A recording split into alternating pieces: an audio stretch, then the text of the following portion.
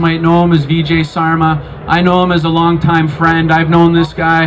I was smoking joints with this guy like 12 years ago, and he's done quite a bit for Toronto as well. He's very active. He's always out pushing information to people, helping people become aware. He's got websites, he does blogs, he does music, he runs for politics. I mean, this guy is really, really on top of things. VJ Sarma, Black Krishna, he's going to come up and talk to you guys about ways in which you can be active, how you should be active, and probably some things that you should avoid when trying to be active. So let's hear a nice round of applause for VJ Sarma, aka Black Krishna. Hello everybody, welcome to Freedom Fest. Hope you're having a great time. It is the first day of May and this is awesome to see.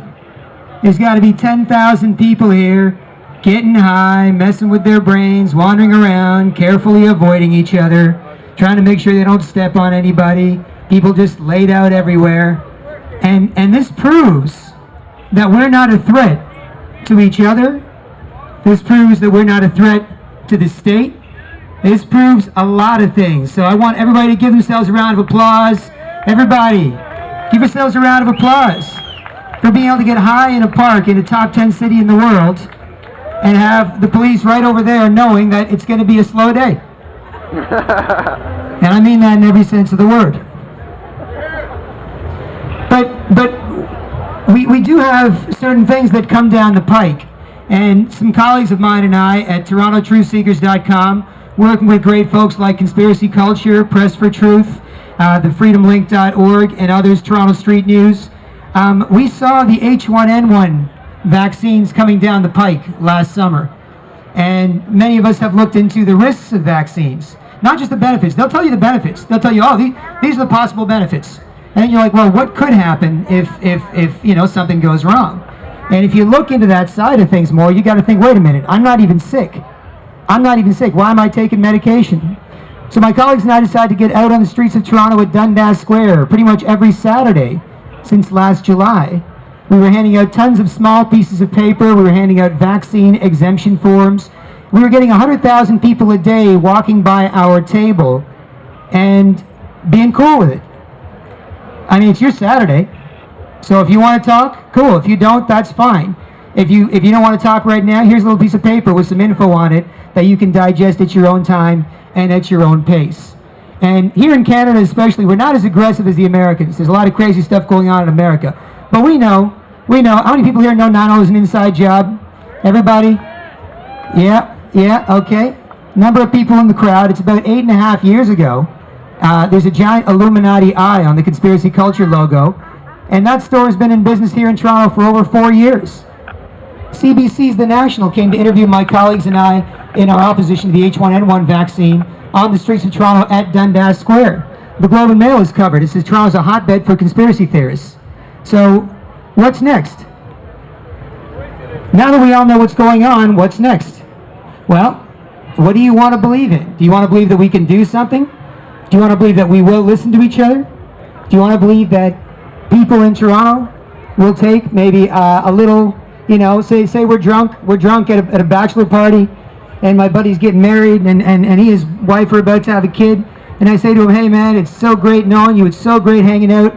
I want you to take this little piece of paper, and I want you to put this in your pocket, and I want you to look at this whenever you want to. I don't want to argue with you about it. Like, you know what you know, I know what I know, and people like me, many of them know what they know. And they learned it for their own interests, and they learned it for yours as well. So the question now is, how do we pass on this information in this country? What can we do as Canadians to say, you know what, we're already aware, yeah, government's corrupt, corporations are corrupt, and honestly, it gets really easy each time you do it. You can go to businesses, you can drop them off for the business owners and the staff. You know, you can hand out DVDs, you can make blogs, you can make videos. There's a million things that we can do in this country here in the 21st century. You know, 3,000 years ago, the philosopher Epicurus, Greek philosopher, when he and his buddies got mad as hell at what was going on in Athens, they postered the whole city. They flyered the whole city. Friends of ours have said during the Vietnam War, we were like, you know what? We were going to go headline for headline with the BS coming down the pipe. When the media was saying this war is justified and this war is a good idea, we were right there every week with an answer with a response, because we knew in our guts that something was wrong, and then we looked into it more, and we made sure other people who didn't have the time or inclination to look into it could. And today in our culture, when it's difficult for us to look into this, you don't talk about it at work, you don't talk about it at different places, who should have a responsibility? Should young men fight like any other war against a system of globalization? Is that an option? These are things that can reawaken some suppressed instincts in our culture of cell phones and text messaging and shorter conversations and Twitter and just an information feed that sits in our subconscious while our conscious forgets about it and thereby normalizes it. So just by being creative, just by being innovative, just by thinking your voice has some sort of value in this culture, perhaps you can translate some of what you find to make it easier for people who don't research it as much. And perhaps all of us can share things that actually make us feel valuable. Because we said something that was worth saying, so we feel like we're worth something. And so on and so forth. So the bottom line is, it's my experience, our experience, the experience of many people here, that so many people in this city, so many people in this country, so many people around the world know. It's just a question of what are we going to say. If you know, you got to show, and if you don't know, listen to someone who's willing to show, because it takes a bit of courage in this culture. But again, with people like President Obama saying the #1 threat we face right now is a potential nuclear false flag terrorist attack, and you say to people, hey, all you intelligence agencies and military and governments, what have you done with all the money we gave you 8.5 years ago after 9/11 to stop anything like this from coming close to happening?